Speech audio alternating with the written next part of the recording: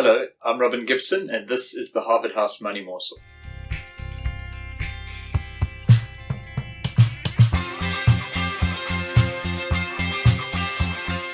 Welcome back. Thank you for joining us again. Don't forget to like and subscribe.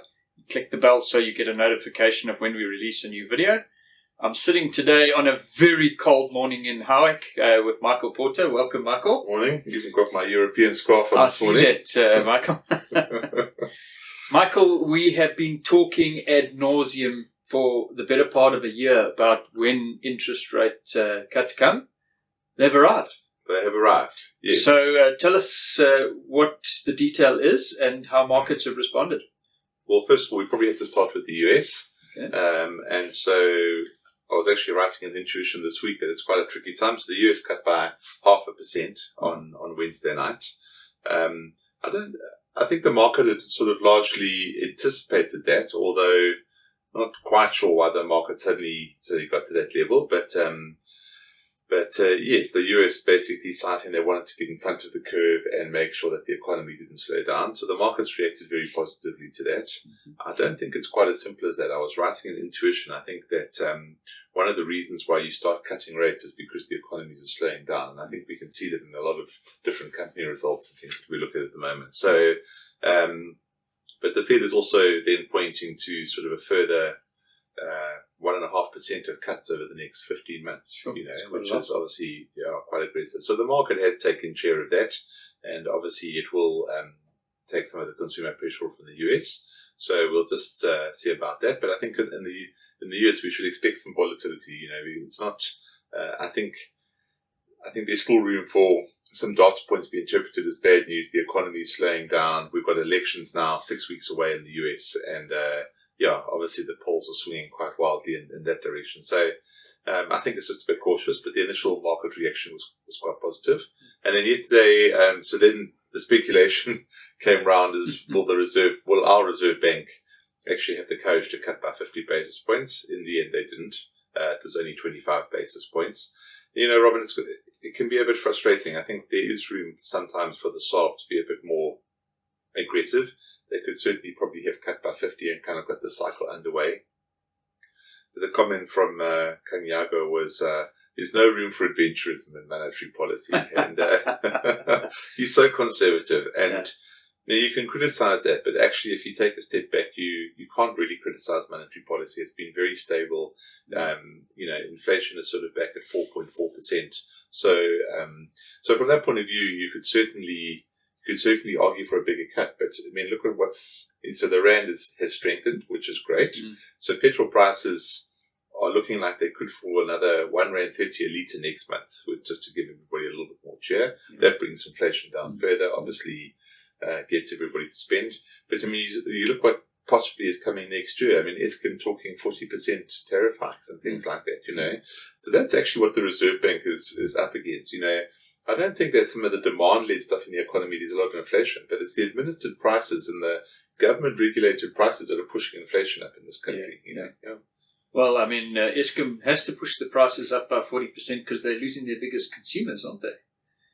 Yeah, well, that's a whole nother. It's not even a money morsel. That's a discussion for an hour. Another day. Yeah, exactly. Yeah. No. Okay. So, Michael, we were holding on. I mean, I think at some point we were a little bit concerned that America might only cut by 25, and that would have really disappointed the market, wouldn't it? Yeah.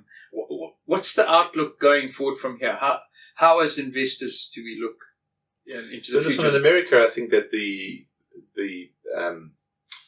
maybe the scope of interest rate cuts is probably a bit more aggressive than what people were expecting, and I still am a little bit concerned about whether inflation is really going to come down or whether rates are going to fall quite as quickly as that.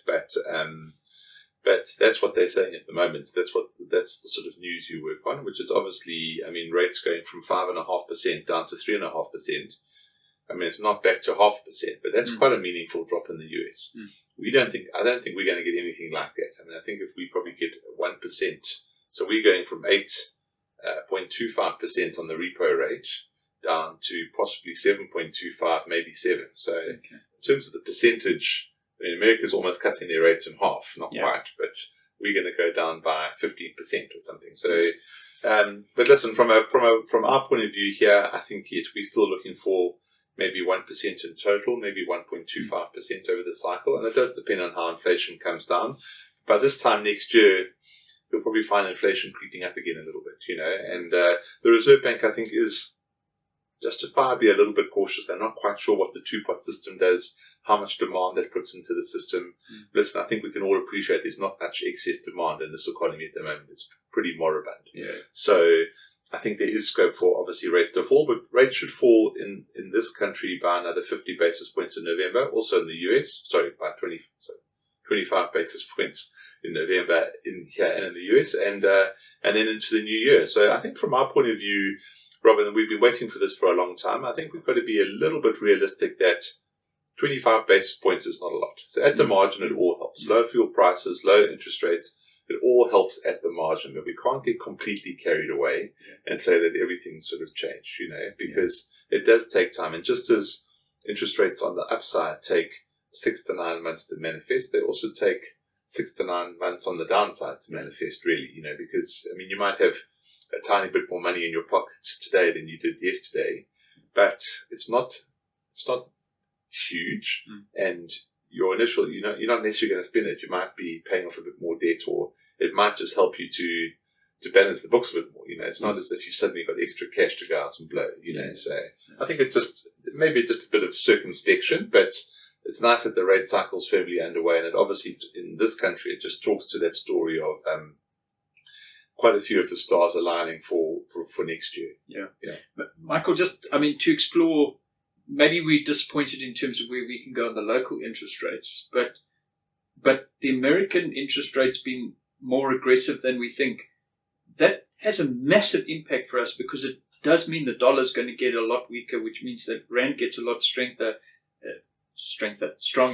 and that's really going to have a huge impact into kind of attitude and perception locally, isn't it? Yeah, definitely, Robin. You can actually see it. The Rand versus the dollar got to 17.40 yesterday. We haven't been at that level for probably 18 months. Against the pound, we're not nearly as weak as the pound is. So the dollar's weakening, but the pound is quite strong. So we're still 23.10, 23.20 to the pound or thereabouts. But you're quite right. If US rates come down and the dollar starts to weaken, we're going to find a stronger Rand. That's going to bring inflation down, and that actually is going to open the scope for us to have maybe a slightly more aggressive easing cycle. But even if we don't ease aggressively, if we only get 1 or 1.25%, if rates stay lower and stable for a long time, that's in some ways as beneficial as you don't want rates to jump around, because I think that creates a lot of uncertainty for consumers, especially if you've got home loans and things like that. If you know your interest rate is going to be pretty steady, you can make a decision on a car or a house or something a lot more with a lot more confidence than you can if you think rates are bouncing around every 6 months. Yeah. Well, Michael, it's going to be really interesting to watch what happens from here. Hopefully we continue with the strong end to the year and into next year. Thank you for joining us. Please don't forget to like and subscribe, and we'll catch you next time. Bye-bye.